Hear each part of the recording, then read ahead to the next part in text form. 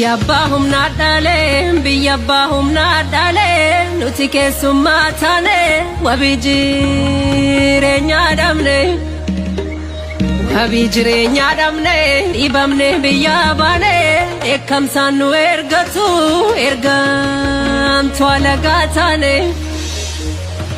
twala gatane chibsaninu gorrau hola fasigatane gubaninu kambatu udara maskalatane Mazingo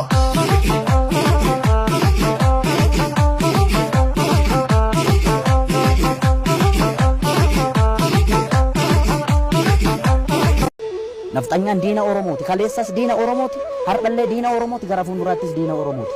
Akka wallaalummaa yaada Hacaaluu Hundeessaa.